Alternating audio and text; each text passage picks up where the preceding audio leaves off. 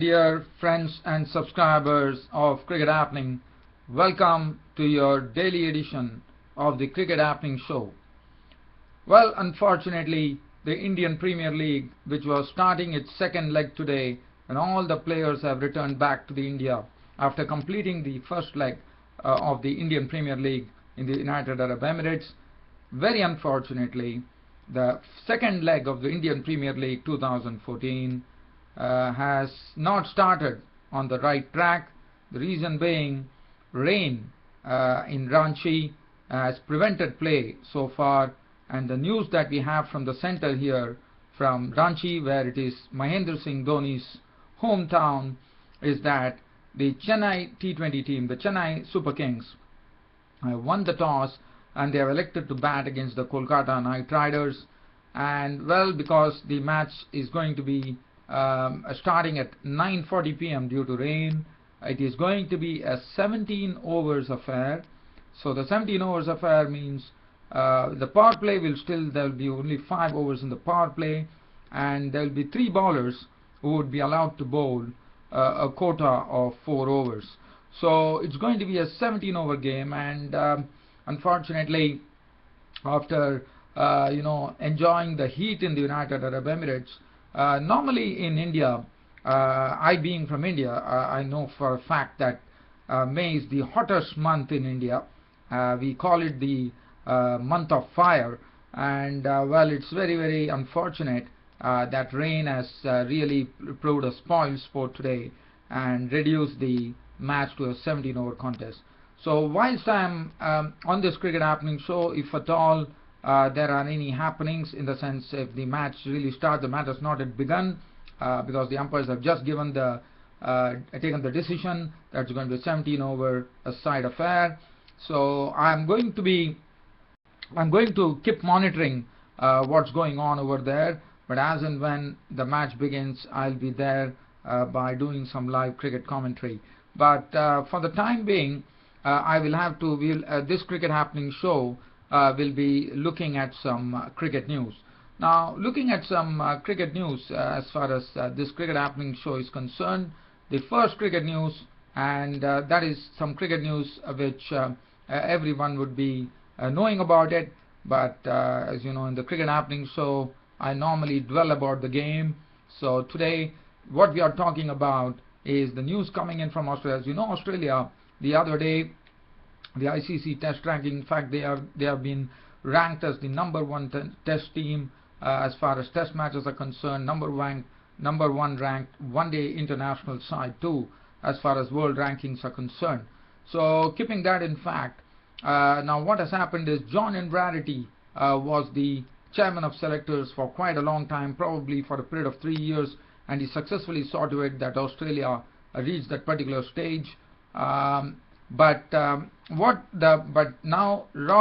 John Inverarity has been replaced by Rodney Marsh as the new chairman of selectors for Australia. So, and Rodney Marsh is taking up, and you know, Rodney Marsh has absolute business acumen. He has been a part of the academy, the Australian academy. I mean, he has been coaching a lot of youngsters. He has been like a key person as far as the Australian youth are concerned. He has really nurtured their talent and he has brought them to the fore. So Rodney Marsh coming in and taking up this particular very coveted post of chairman of selectors is definitely going to strengthen Australia, according to me, of what I know. As we all know, Rodney Marsh was a very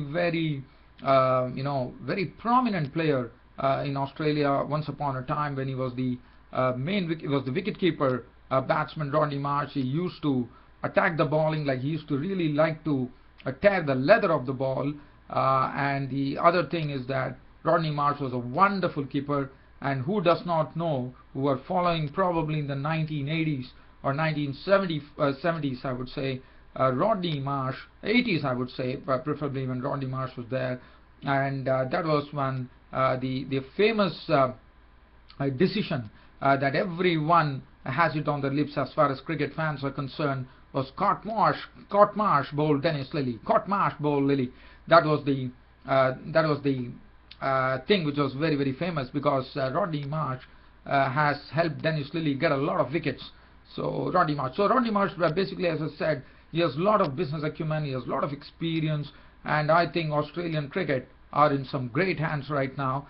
And I wouldn't be surprised if Australia Australia had a goal saying that they wanted to be #1 in all the formats of the game. And with Rod Marsh coming into the mix, I wouldn't be surprised if Australia would be doing that, would make that dream a reality, where they would be holding the #1 position, not only in Tests and ODIs but also in T20 internationals.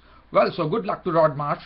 And as far as the selection is concerned, they have got two new selectors coming into the mix. Now, Trevor Horns was a selector, Australian selector, once upon a time. That was in 2006. So he comes back as a selector, and one of those former graceful batsmen of yesteryear, Mark Waugh, Steve Waugh's brother, is the other selector. So it means John Inverarity has been replaced. Andy Bickell, who was into the selectors panel, has also made way for Mark Waugh. And so that is the news which is coming in. But as I said, with Rodney Marsh taking up Australian cricket in a big way, I think it is really going to be something that every country is going to see it, because they know that Rodney Marsh is a very capable person, and he believes in action, not in words. So as I said, good luck to Rodney Marsh, the new chairman of selectors, from Australia. Well, from here, I'm still seeing whether there is any. The match has not yet started. I'm still keeping an eye on Ranchi, but I believe the match has not yet started, unfortunately. So let's have a look at some cricket news. Now, this is a cricket news which was coming in yesterday, but because of the I couldn't talk because of the Indian Premier League 2014. Well, as you know, the new coach of England is Peter Moores, and Peter Moores has now taken, and this is his second stint as the England coach. And what one has seen here is that this was the first time that Peter Moores as a coach got an opportunity here. This was his first stint as the England coach in 2014, and well, they had to select their team, a one-day squad, to actually take on Scotland, and that one-day squad includes some very talented youngsters. One is the name of Harry Gurney, who has been doing very good on the English domestic circuit.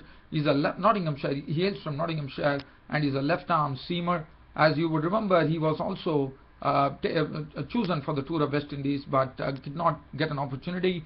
And it's something which has been a rare breed for England, because the reason that I'm telling that, because he's a left-arm seamer, so you don't see a lot of left-arm seamers in this England team. And I think it's coming like a breath of fresh air that a left-arm seamer has made it to the English cricket team. And well, one can only hark back to the days when Ryan Sidebottom was the left-arm seamer, but unfortunately right now he has retired. He didn't play a lot of matches, but definitely he was a good bowler. He retired a bit early, I thought. And Ryan Sidebottom was the one who was in the England squad. So that is one of the choices that has been made. And there is also one more player who has come, and that we all know that Gary Balance did a good job when he was on the first tour of Australia, and he did a good job too, even though the English team was totally crumbling. I thought Gary Balance definitely showed. Not only that, he's coming back on some great form in the championship.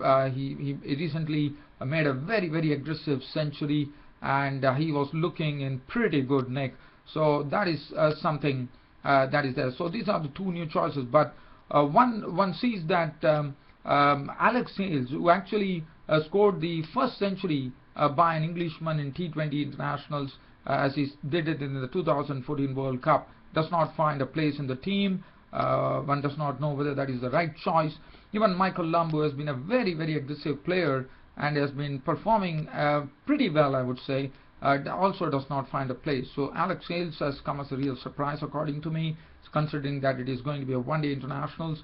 And looking at the squad, that this was the first squad that Peter moves on his new assignment as selected. So looking at the squad, if you look at the squad, it says Alistair Cook, Moeen Ali. Now Moeen Ali played in the T20 World Cup, as you know.